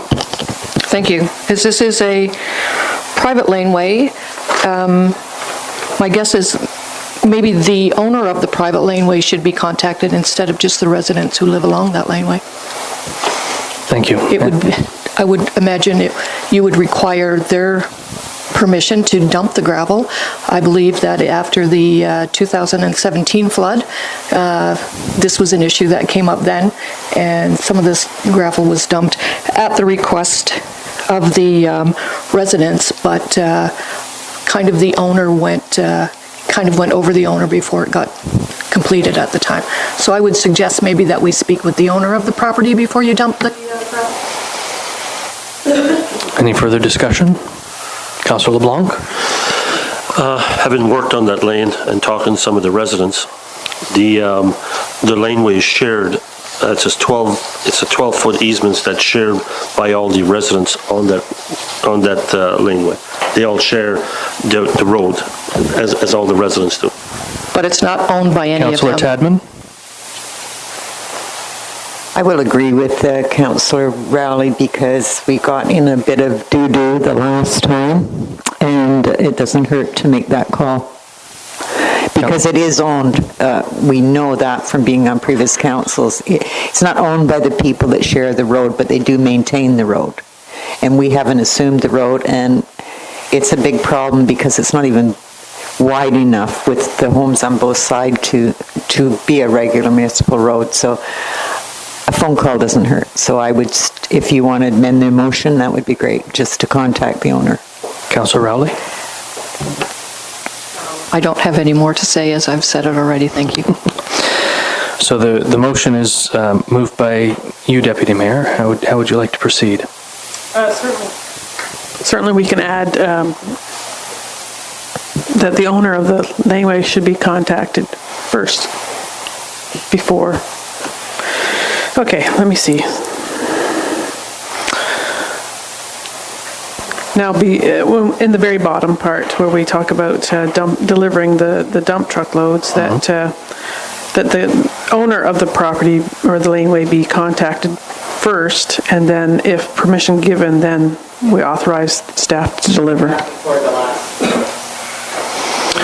So it would read, therefore be it resolved that Municipality Brighton Council directs staff to contact the owner of the laneway to receive permission to deliver gravel, and further, that we direct staff to dump the 5 loads of gravel. Does that sound about right, Councillor Bateman?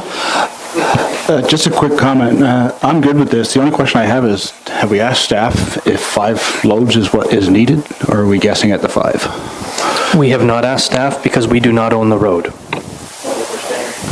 Yeah, but it would not be up to staff to make that determination.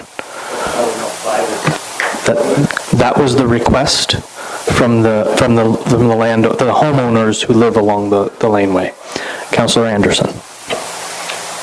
Well, it sounds like this is an association taking care of things for, the owner owns land. It's set up a bit like a condominium, it sounds, where everybody pays their share of upkeep on driveway or lane or whatever. Perhaps the owner should be contacted, perhaps the owner should be looking at what they're going to do. Also, will we be taking care of other laneways in the municipality that have been affected by the flooding as well? I think that's a really good question, actually. There have been other requests made to the municipality that have been denied to private laneway owners, including one who asked us to pick up refuse that had been put onto their shore from the lake, a significant amount of refuse, and we denied that request. We said, no, we're sorry, you'll have to haul that garbage yourself. So, and that was several truckloads of garbage they had to One last thing, there isn't any provincial funding coming anyone's way right now, or did in the 17 as well. So if the province isn't supporting these people, and I can understand us being asked, they're all good residents of the community, but I just don't believe that we can make a decision for one group and not be looking at the entire situation or have a plan what we're going to do for everybody that's been affected in a similar way. I don't mean similar extent. I won't talk about not necessarily gravel. There are other ways we can help. Roads, laneways, those type of things. That's what I'm talking about. Councillor Tadman? Can you remember, Mayor, or you, Deputy Mayor, you were on council before, what did we do for them in 2017? I believe we dumped 3 loads of gravel. Right. I couldn't remember how much. And it has been washed out. And so what, in this case, like if in the other case, it washed up on the shore, but it didn't prevent those people from doing everything else, driving into their home and whatever. When we get a big heavy rainfall now, without that gravel, those people are going to be in a situation where they're not going to maybe get into their homes. So I think, seems like I'm talking an awful lot about health and safety, but I think this is a safety issue. Councillor Anderson. Whenever the safety issue comes up, everybody's ears go up. But I'm not sure if it's safety or it's I want to have some proper roadways and some proper access to their homes. But there is an owner involved in this land, and I think the owner, we need to speak to the owner and have some communication to see what that owner is doing for his tenants or his whatever. I'm not sure of the financial arrangements on the land, but maybe you are, Councillor? I'm all wise. But it is a safety issue because if they need an ambulance or the fire department and they can't get in there, then we really do have a problem. So can I speak to that? Mm-hmm. So I think the liability would be on the owner. The liability would be on the owner of the property at this time, not the community. The owner only owns the road. Thank you.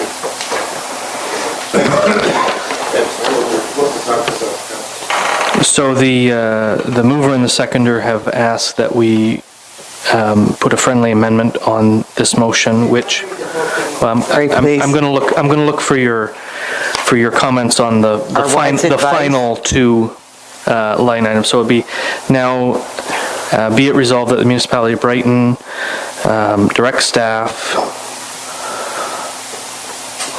contact the owner of On Unasim Road. Evergreen Lane Road. to receive permission Right. to deliver gravel. And further, be it resolved that council direct staff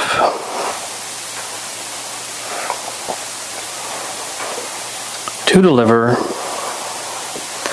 5 loads of gravel to Evergreen Lane once permission has been received. And is this free of charge? Are we doing this pro bono?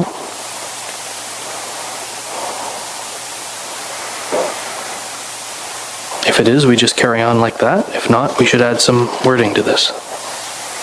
I like it the way it is right now. Do you want to read it now that you've edited it? Sure. So I have a motion moved by Deputy Mayor Vink, seconded by Councillor Tadman. Whereas Lakeshore residents have been significantly impacted by Lake Ontario flooding, and whereas some Lakeshore residents live on private laneways, and whereas private laneways are not maintained by the municipality, and whereas the residents living along a private laneway known as Evergreen Lane have requested the municipality deliver 5 loads of gravel, and whereas these residents have agreed to have the road maintained once gravel is received, now therefore be it resolved that the municipality of Brighton Council direct staff to contact the owner of Evergreen Lane to receive permission to deliver gravel, and further, be it resolved that council directs staff to deliver 5 loads of gravel to Evergreen Lane once permission has been received. Councillor Rowley. Thank you. Just wondering if these floods are going to be a commonality over the next few years. Are we going to be delivering 5 loads of gravel all the time if we've set precedent? And about the rest of the private laneways we have in the municipality, going back to the fees and charges list here, we charge a significant amount for a truck and staff. I guess if we're going to be fair, maybe not the gravel, but we do have to pay staff and we do have to use vehicles to get the gravel there if permission is granted. So I'll make a couple of comments around that. First, I would normally say that councils do not set precedent. We are not learned judges of the bench. However, in this case, we may, through our actions, very well be assuming a private laneway. And council needs to be well aware of the actions we're taking in the assumption of potential assumption of a roadway.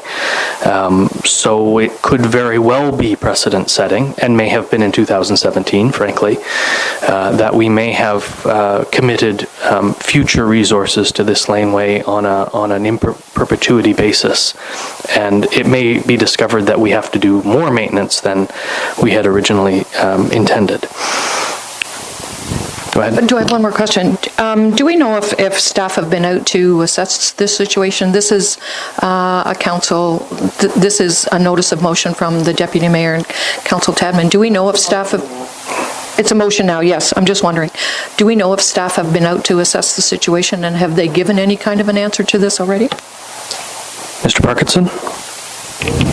Through your worship, I drove the section of road in question tonight.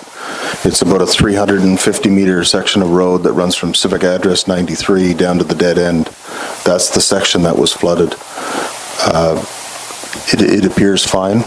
I don't know what standard they had before. I hadn't driven it before the flood, so I can't speak to that. But as of tonight, I drove and turned around and left, and there was no issues that I could speak of.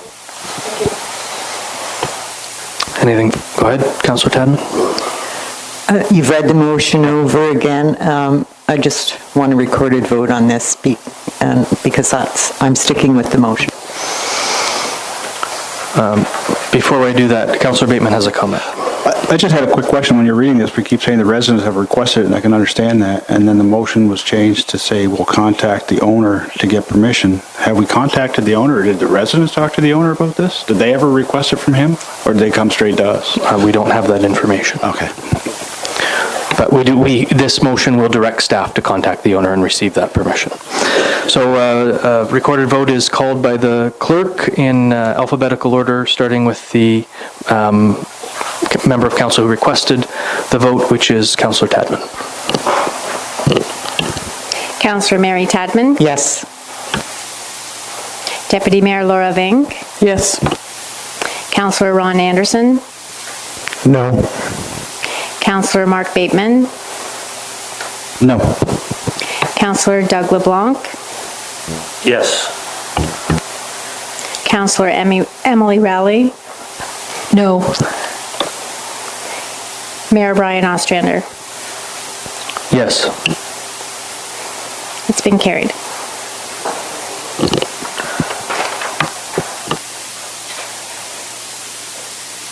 And Madam Clerk, when you go to do the minutes, we may have to go through my chicken scratch on the back there.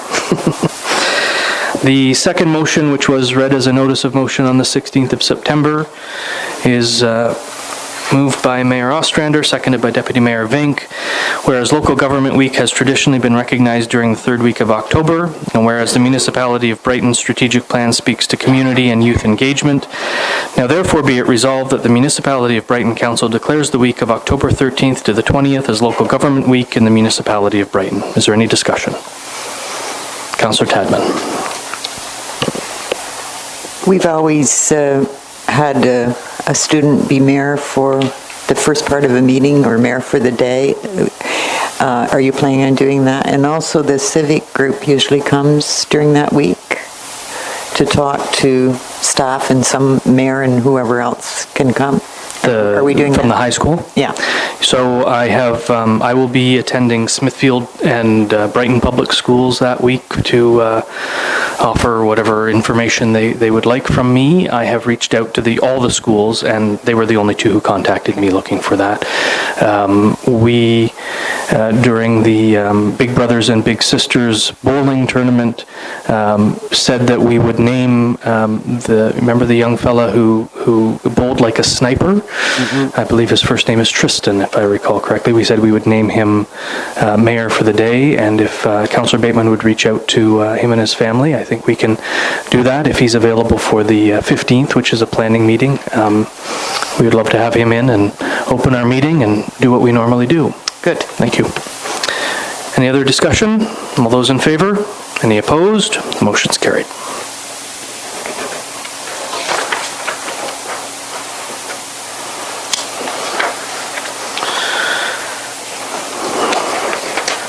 And we have two notices of motion this evening. Notices of motion are read in advance of them becoming motions at the next regular meeting of council. And this motion will be moved by Councillor Tadman and seconded by Councillor Vink. And it will read, whereas the Municipality of Brighton...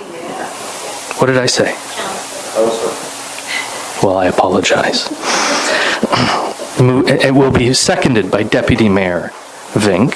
Whereas the Municipality of Brighton is home to one of the last original Grand Trunk stations currently situated on the property known as Memory Junction, and whereas this property holds rich historic value for the Municipality of Brighton, with the station opening in 1857 and closing in 1962, and whereas there is the hope that the train will once again stop in the Municipality of Brighton, therefore be it resolved that the Council directs staff to prepare a report as to the cost to purchase, maintain, and preserve the Grand Trunk Station, currently known as Memory Junction, for current and/or future use.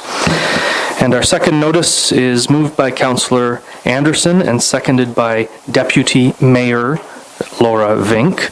Whereas the Municipality of Brighton currently does not have ample hotel accommodations, and whereas the growing community and a need to promote economic development, it would be prudent to make an effort to provide accommodations to those visiting, working, or passing through the Municipality of Brighton. Therefore, be it resolved that that Council directs staff to prepare a report providing the cost to have an accommodation study completed, funding options to pay for the study, and possible next steps to seeing this option become available to potential investors. This would be completed with the intentions to include it in the 2020 budget, and those will come forward as motions at the next regular council meeting. There is no unfinished business, so we'll move into bylaws.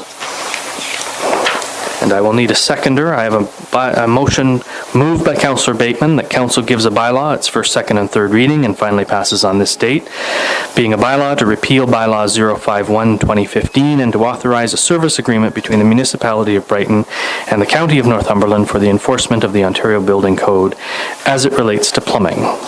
You're seconding that? So that is seconded by Councillor Rowley. Is there any discussion? All in favor? Any opposed? The motion's carried.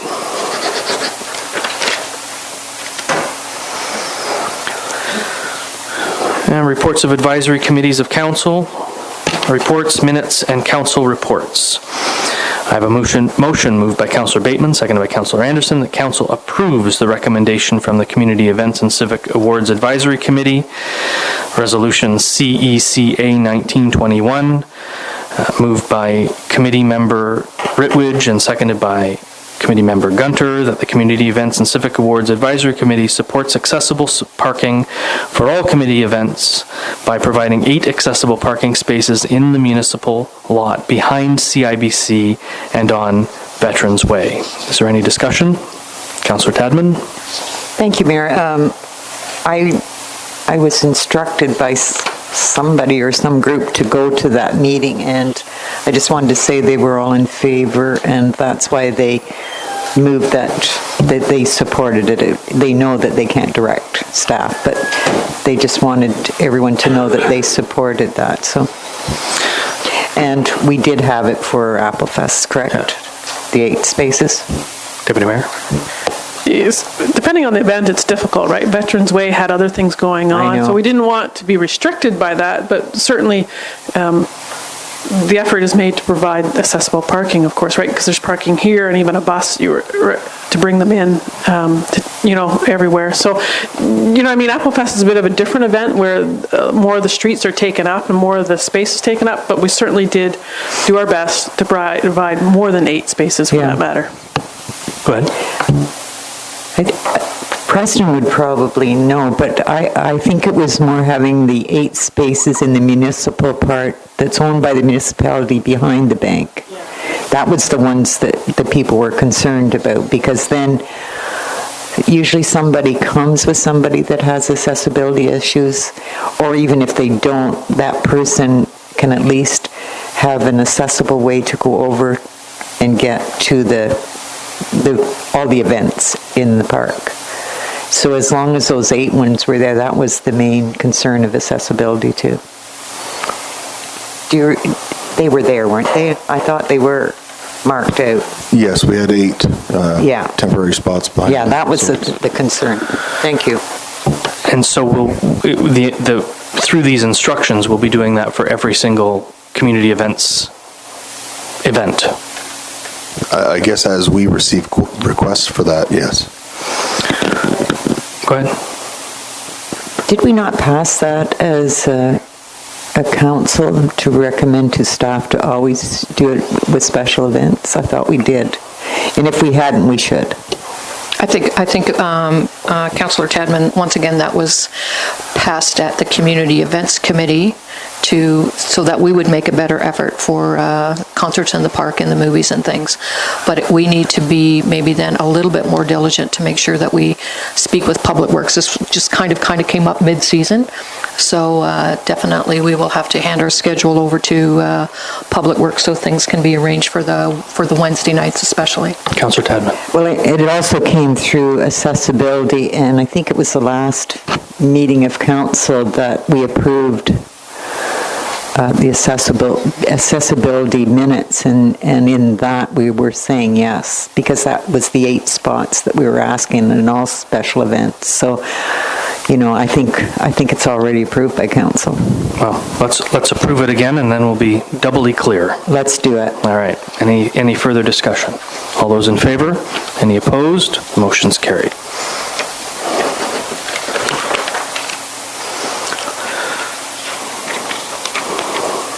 And I have a motion moved by Councillor LeBlanc, seconded by Councillor Anderson, that Council receive the Community Events and Civic Awards Advisory Committee meeting minutes from July 9th, 2019, as presented. Is there any discussion?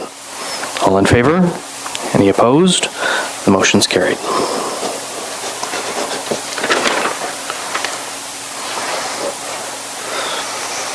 We move on to the Heritage Advisory Committee meeting minutes and a recommendation out of those minutes, moved by Councillor Anderson, seconded by Councillor Bateman, that Council receives or approves the recommendation from the Heritage Advisory Committee, which is HAC Resolution number 2019-27, and it was moved by the Deputy Mayor and seconded by Committee Member, is it Herbert? That the Heritage Advisory Committee recommend to Council and staff that procedures are in place to ensure that buildings listed on the Municipal Heritage Registry are not demolished prior to consultation with the Heritage Advisory Committee as per the Ontario Heritage Act. So are we receiving or approving? You were going to approve that? Councillor Bateman, you're okay with that? Deputy Mayor. I just wanted to comment that it was brought to the Heritage Committee's attention that a building was demolished and it was listed and the process wasn't followed, so we just wanted to, I guess, draw some light to that so that maybe whether a procedure needs to come from this or maybe a procedure wasn't followed, we don't know, but we just wanted to bring it to light that it happened and we just don't want to see it happen again. Councillor Rowley? Councillor Tadman? Sorry, but Councillor Rowley was asking me a question and interrupted my thought pattern. That happens sometimes. Sorry. But anyways, did we approve the minutes of the accessibility? Because I wanted to speak to one part of it. And we're not there yet. Okay, then. No. Any further discussion on the motion? No, the Heritage Advisory one. Councillor Rowley. Oops, yeah, thank you. I just want to go back to registered properties, heritage or designated. Can you please explain the difference? Because one means you maybe need permission, the other, I believe you don't need permission. So it's designated and listed, and don't quote me on any of this because, I can't remember always. One means that you have to receive approval, and the other is that there needs to be a notice period, I believe. Right? But not, yeah, so there is a difference. I get what you're saying. In this case, there was supposed to be some sort of notice process that was followed, and it wasn't. So a property listed, we're required to give notice that it will be demolished. Nobody's seeking permission, but it gives opportunity for people to go take pictures of an old building or whatever it is and capture that building in time. If it's designated, then it cannot be demolished without permission of I think, council, but I don't know for sure. Yeah. My concern, thank you. Councillor Tatman. Well, I just had my hand up to agree with you, Mayor. That's awesome. Councillor LeBlanc. Through you, Mayor, thank you very much for that definition, Deputy Mayor, because I was approached this week last week, to go look at a building that is a heritage building because they wanted to tear it down and build an 8-plex. And that's what they want to do there. But I also told them, if this is designated heritage, you got to go through a whole process. And to come in front of whoever to find out planning or wherever it has to go to. So I'm glad you gave me that definition. And the building is north of the 401. Thank you. Thank you. Any further discussion? Councillor Anderson. Just the word or the saying for that, you have to de-designate it. And you're right, council is involved in that, and can be a lengthy process. With lots of protests. Any further discussion? Those in favor? Any opposed? The motion's carried. And a motion moved by Councillor Anderson, seconded by Councillor Bateman, that Council receive the Heritage Advisory Committee meeting minutes from July 15th, 2019 as presented. Is there any discussion? All in favor? Those opposed? The motion's carried.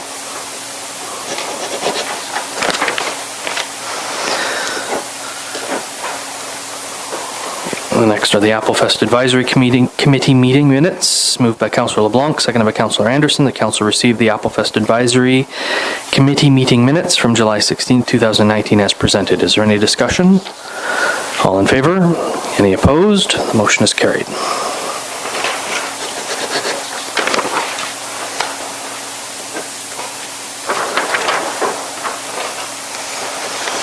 The next motion is with regard to a recommendation from the Accessibility Committee meeting, and it's moved by Councillor LeBlanc, seconded by Councillor Anderson, that Council receives or approves recommendation from the Accessibility Advisory Committee. It's Resolution 2019-22, and it's moved by Committee Member Taipola and seconded by Councillor Tadman, that the Accessibility Advisory Committee supports in principle a pilot project of Project Lifesaver International in the municipality of Brighton. Is there any discussion? First of all, I need to know, Councillor LeBlanc, are we approving or receiving? Thank you. Are you okay with that, Councillor Anderson? Thank you. Councillor Tadman.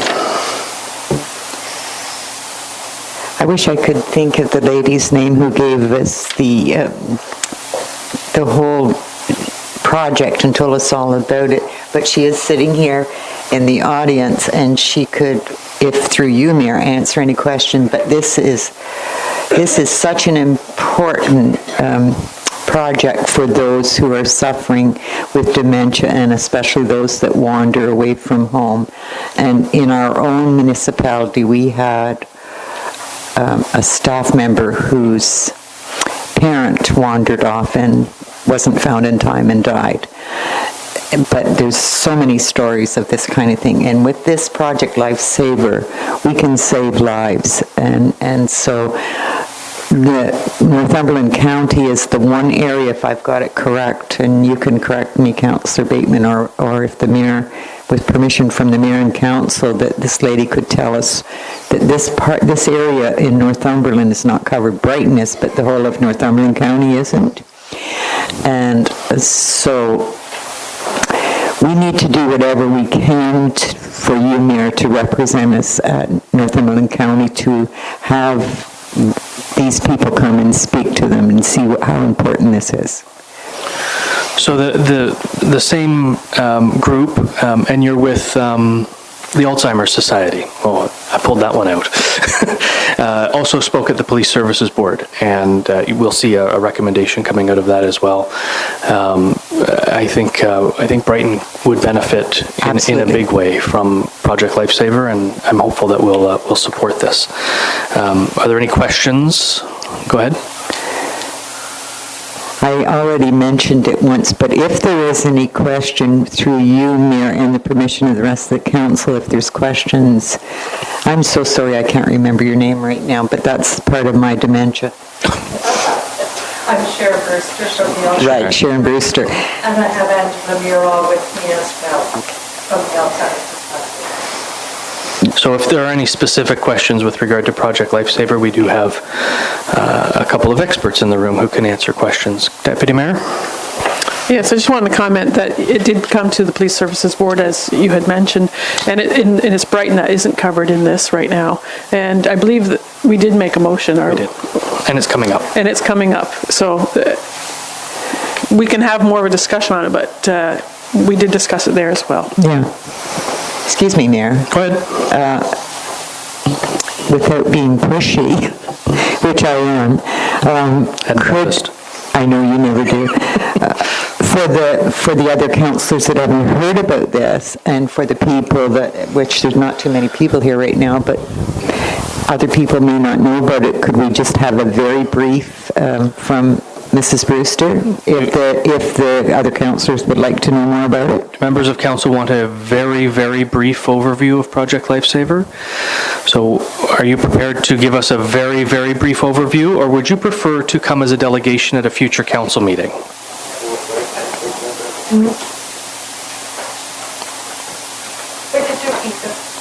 Your preference.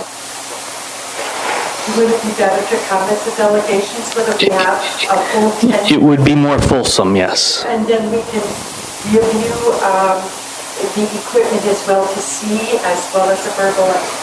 I think that would be better. I do suspect we'll pass these motions regardless. I just have a funny feeling about that without presupposing what council may do here. But I think it would be good if you came as a delegation, and we would prefer if you did that early in November, if possible. So you can contact the clerk anytime during regular office hours and ask to be a delegation at the next available council meeting. Is that fair? So back to our motion that we're approving the recommendation from the Accessibility Advisory Committee. Deputy Mayor? Was Candace? I believe the clerk actually has a question. Is she allowed to Madam ask? Clerk? My question is it says it supports in principle. How is the accessibility wanting to support this? Is this financial support? What kind of support? I just need more details. They're supporting in principle, so when we approve that, we too are then supporting it in principle. So it's at the end of the day, it's not council's initiative, it's the Alzheimer's Society's initiative, and they simply need assistance with original funding to get it off the ground. Funding, so it's for financial. Not this motion, but there will be a motion coming up from the Police Services Board, and I'll speak to that as well. Okay. All those in favor? Any opposed? The motion's carried. I have a motion moved by Councillor Rowley, seconded by Councillor Tadman, that Council receive the Accessibility Advisory Committee meeting minutes from August 9th, 2019 as presented. Is there any discussion? All in favor? Any opposed? Motion's carried.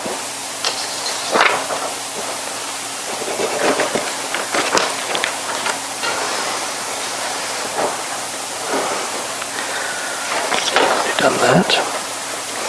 We'll move on to reports of minutes of statutory committees, boards, and external agencies. And we have a recommendation from the Police Services Board, and it's moved by Deputy Mayor Vink, seconded by Councillor LeBlanc, that Council receives or approves the recommendation from the Police Services Board, being PSB Resolution 2019-24, moved by Board Member Drystra and seconded by Mayor Ostrander, that the Police Services Board will take on the responsibility to fundraise for Project Lifesaver.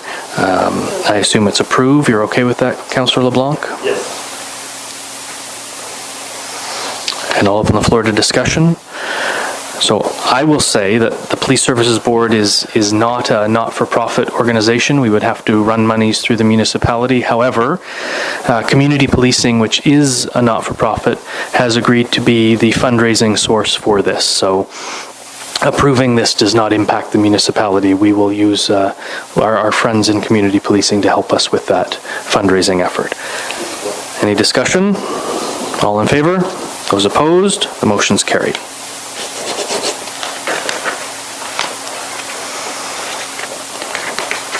I have a motion moved by Deputy Mayor Vink, seconded by Councillor LeBlanc, that Council receive the Police Services Board meeting minutes from July 26, 2019 as presented. Is there any discussion? All in favor? Any opposed? The motion's carried.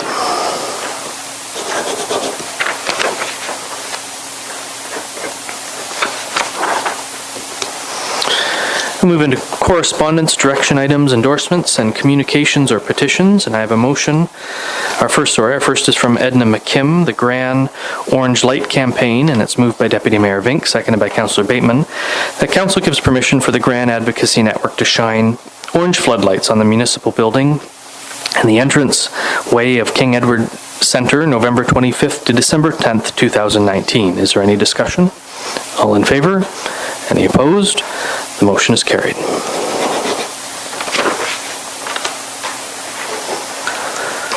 Next piece of correspondence is from Gina Boyd, requesting to paint a municipal bench in the downtown core, and it's moved by Deputy Mayor Vink, seconded by Councillor Bateman, that Council receives or supports the request from Gina Boyd to paint a municipal bench in the downtown core of Brighton in the rainbow colors in acknowledgement and acceptance of the LGBTQ community. Supports. Are you okay with that, Councillor Bateman? There you go.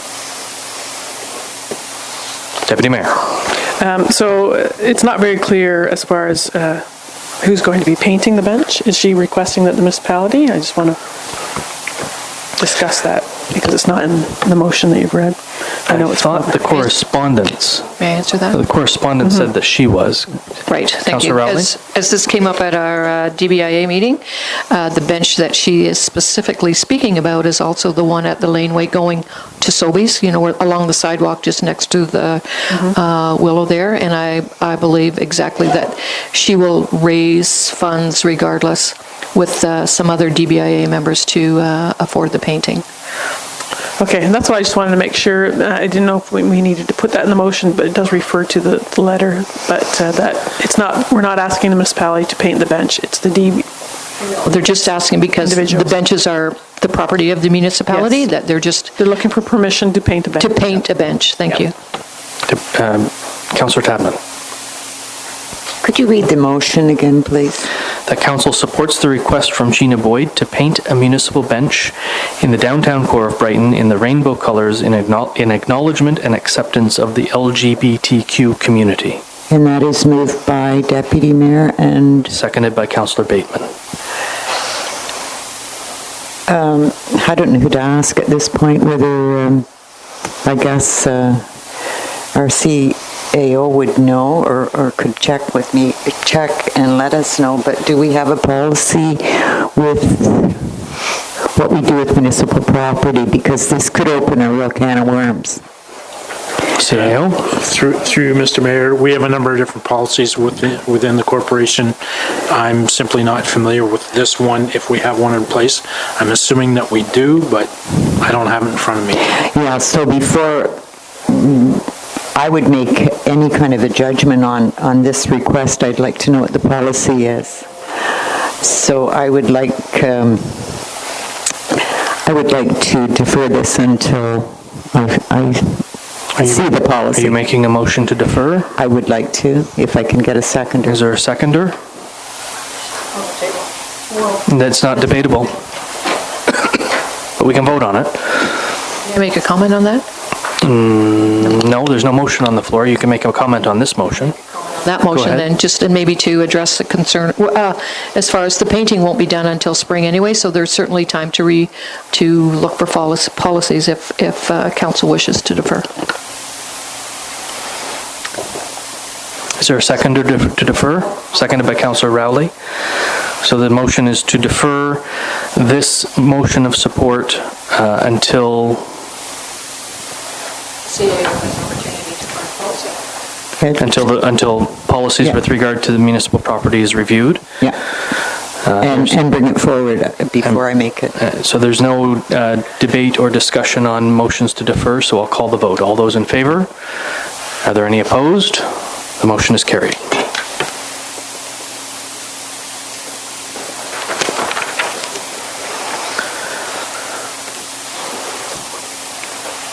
The next piece of correspondence is from CP Rail with regard to the Canadian Pacific Holiday Train, and I have a motion moved by Councillor Bateman, seconded by Councillor Anderson, that Council support the request from Nathan Cato, Director of Government Affairs, Canadian Pacific, that the municipality to manage any road or crossing blockages related to the CP Holiday Train event November 29th, 2019, including marking a safe perimeter around the CP Holiday Train for the duration of the show. Is there any discussion? Councillor Rowley? Thank you, Mayor. First of all, I don't think it's a typo on our end, but Thursday is not November the 29th, it's the 28th. I have also sent in an email to the person that I am in contact with regularly for the holiday train, and on behalf of the food bank, I will look after the road closure request applications to do with both the municipality and the county, and have worked with one of the public works staff over the last several years, as he knows exactly where we delineate for safety reasons with the train. So I will look after that if that's the wish of council. Like I said, I do it through the food bank, and I will also clarify the date issue. Like I say, it's Thursday's the 28th, Friday's the 29th, so there's some kind of issue, but I'm waiting for a response. I'm just reading the correspondence now, and it says Thursday, November 28th. So Councillors Bateman and Anderson, are you okay if I change that date on the motion to the 28th? Okay, so it's the 28th, then we're good. Yeah. Councillor Tadman. It's a great thing for children and adults, and I always enjoy going to it. But I think it's time we recognize the fact that it was Sandra Dunk, who is sitting here tonight, who was the initiator of this. And I think she deserves a round of applause because it's been good for so many years. Stand up, Sandra. Come on, you can do it. Thank you. I started it when Emily come on council the first time. I handed it over to us. I was with the food bank for the first 5 years on the board. Thank you. Great thing for Brighton. And I think after 2 or 3 years, 2 years ago, my daughter and I rode the train from Trenton to Brighton. We had 3 times or 4 times as many people as they did at Trenton. Yeah, we do get a good crowd out every year. Thank you, Sandra, for your effort in this, and for Councillor Rowley for taking it on post Sandra's efforts. We appreciate that as well. Is there any further discussion on this? All those in favor? Any opposed? The motion's carried.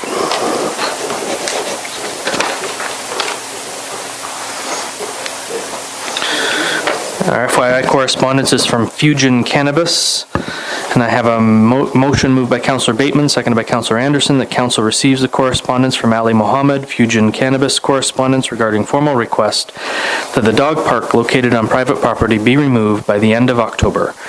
Is there any discussion? All those in favor? Any opposed? The motion's carried.